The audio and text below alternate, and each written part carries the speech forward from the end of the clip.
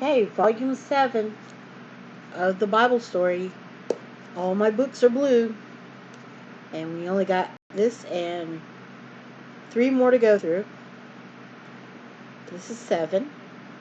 Um, this is the front, and then this is the back. And it's important to have both of them because I think it's important. Okay, Part 3, Story 6. The 3 Terrible Temptations. Have you ever gone without food for a whole day? If so, how hungry did you feel? You didn't need to tell me. I can guess. Yeah, I actually had someone very close to my heart that went through those 6 weeks. A little bit longer, but um, well, actually a lot longer. And it's hard to hear it. I'm sorry. Okay, let me get back to the story. Imagine having nothing to eat for 2 days, or even 3 days. Would that be awful? And if you had to go for a whole week without food, I'm sure you would be ready to eat the hardest crust you could find anywhere.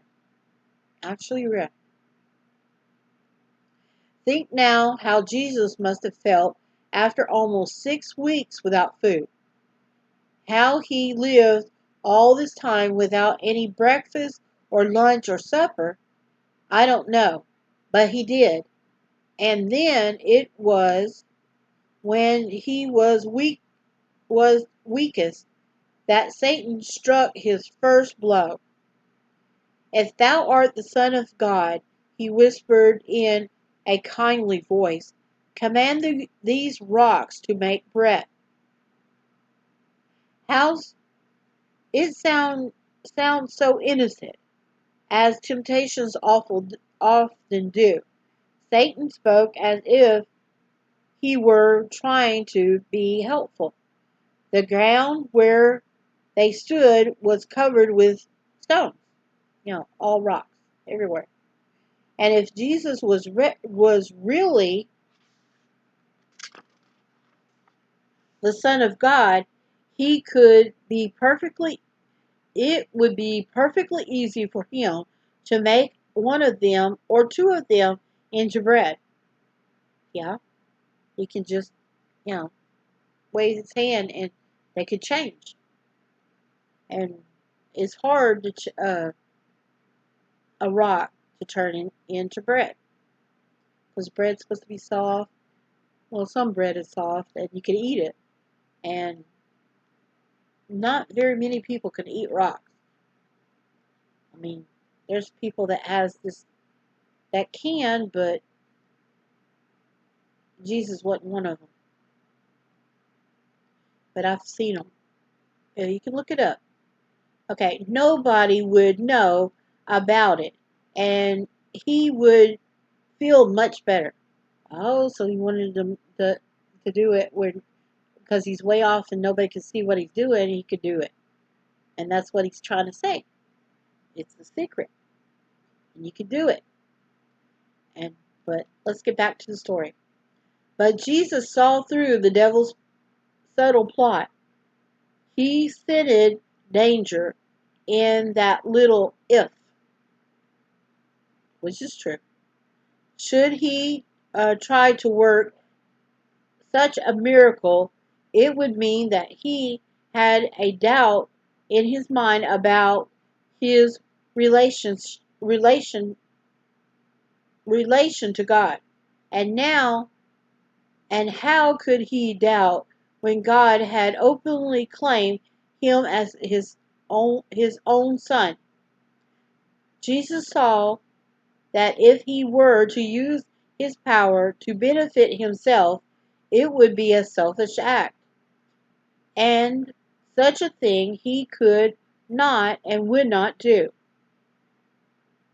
He saw, too, that if he were to do this once, he would do it again and again until the whole purpose of which he had come into the world to come into the world would be spoiled.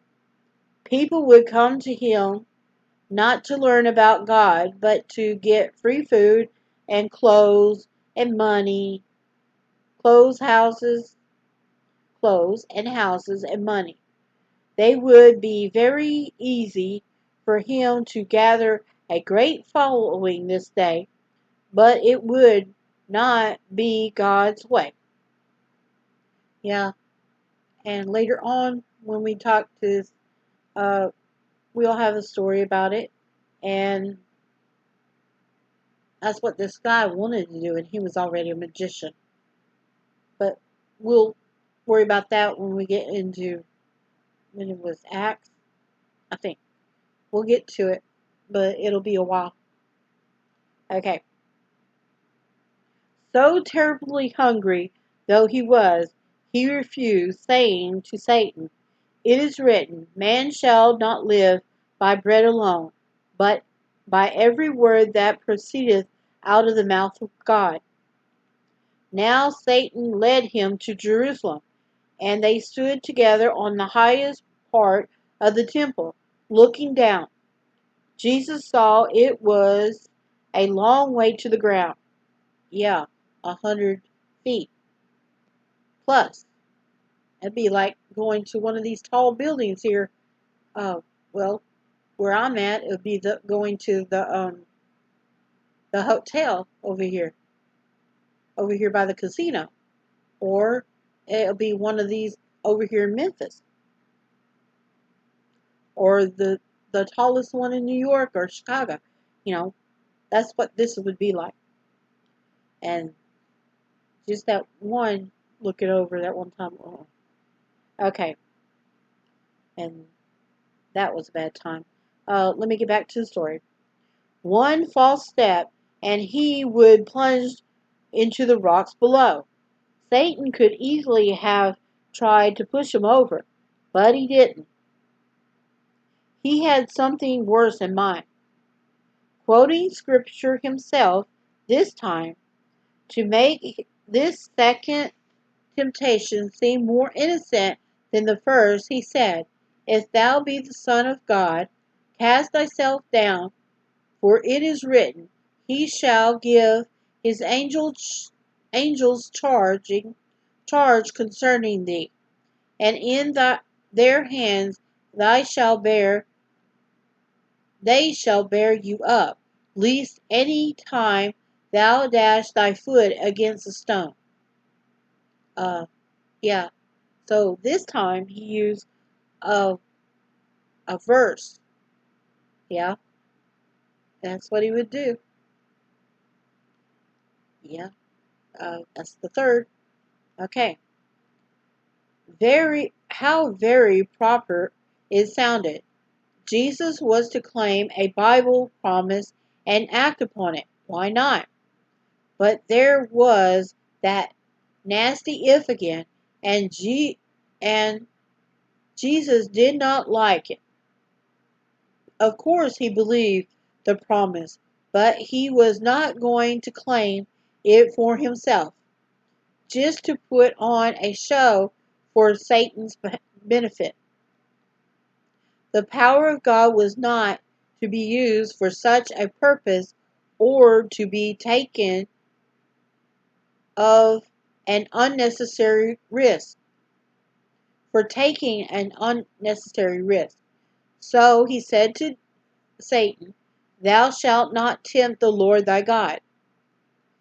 With this in mind, Jesus saw an even deadlier peril in this temptation. Like the first, its chief purpose was to ruin his mission to the world. He saw that if he jumped and was miraculously saved from death, people would flock to him as to a magician. They would point to him as the man who jumped from the temple. He wanted so He wanted no such cheap um, advertisement. Yeah, advertisement. And then, of course, it's a Devon Lee, and he looks so menacing. The character with the wings looks very, very menacing. And this is them standing on the temple.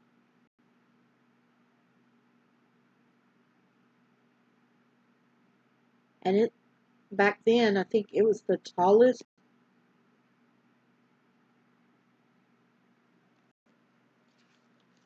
in that area. Okay, okay. And we passed the advertisement. He had come to save people by love, not by acrobatics or circus stunts. The devil's suggestion was opposite to every principle for which he stood. He refused to listen to it. Defeated again, the devil tried a new approach. He led Jesus to a mountaintop where, looking north, south, east, and west, you could see many cities, villages below them. Satan went on to talk about the glories of Memphis and Damascus. Memphis, not Tennessee, Egypt. Memphis, Egypt, and Damascus, Syria. I'm throwing those in there. Of Athens, Greece, Corinth, Greece, and Rome. Wait, Corinth is in Greece? Yeah, I think. But it has Athens, Corinth, and Rome. Rome, Italy. So Athens, Greece, Corinth, Greece, or Syria. No, Damascus is in Syria. Corinth, but in Rome, Italy. Okay, my brain, the names, because most of you probably think Memphis, Tennessee, Damascus, Arkansas, Athens, Arkansas, Corinth, Mississippi, and Rome, um, Tennessee. Those are names that just come out of my head. Okay, that's just me. Okay, let's get back to the story. Indeed, he showed Jesus all the kingdoms of the world and the glory of them, and said to him, all these things I will give thee, if thou wilt fall down and worship me. The devil knew all about Jesus' plan to set up a kingdom, and that he expected to do it the hard way, by sacrifice and suffering, precaution, persecution, and love. So he offered him a kingdom the easy way. You can have your kingdom now, he said, and it won't cost you anything. Just kneel down and worship me, and it's all yours. First of all, he already got it. Ooh, he already has everything. That's me. Okay. Let me get back to the story. It was indeed an easy way, but Jesus was not interested in setting up a kingdom like that, like those of the world, full of vice and wickedness. His plan was far different. He sought a kingdom in which everybody would be good and kind and unselfish. As for falling down before Satan for any cheap glory he could give, Jesus would have none of it.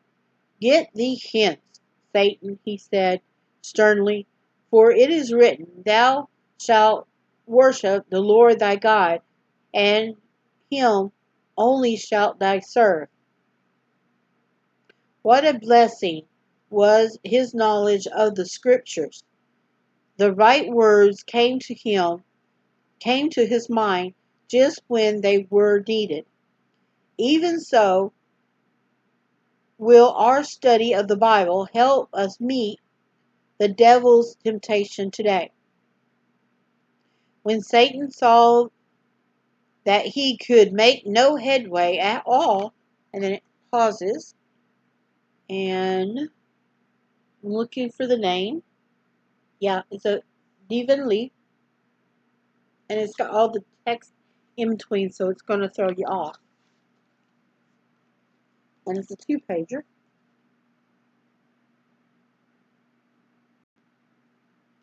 And of course, it's the book, not my camera, that makes it look so fuzzy and digitally and all this stuff.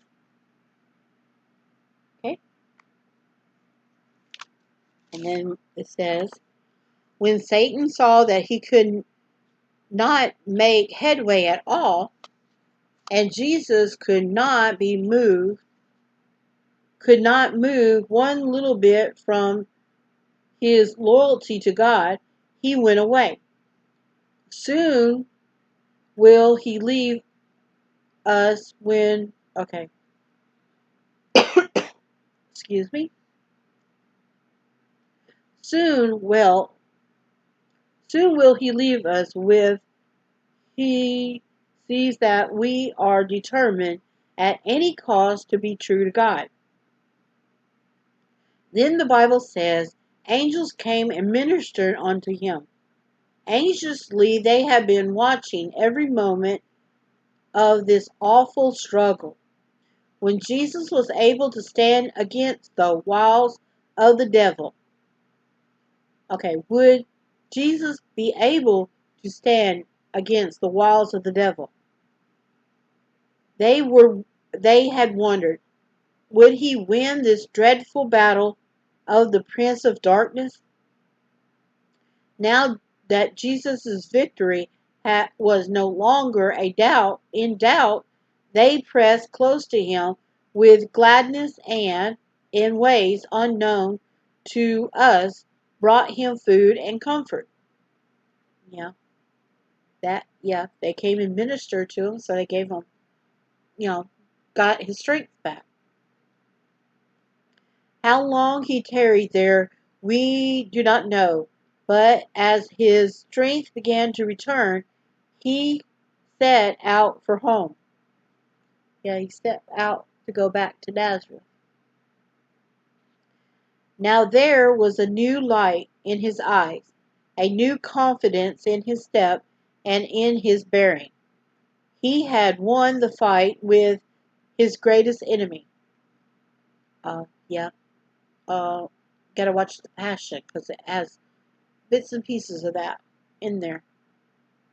He had provided that the worst proved that the worst temptations can be met and conquered. Tested, tried, and triumphant, he returned to the Jordan, back to the cities and villages of Israel, to begin his great work he had come into the world to do. Then it has angels coming down and looking at Jesus, and it's a Devon Leaf. It says V, but I know it's a van. So it's a Manning Devon Leaf. So he has the old version,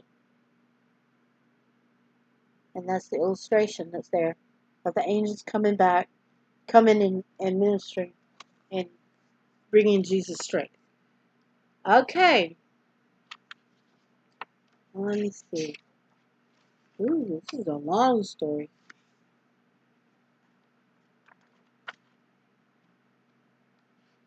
4 pages. Okay, so that was part 3, story 6. Break time, and I'll be back soon to read the next story. But we'll see you in a little bit.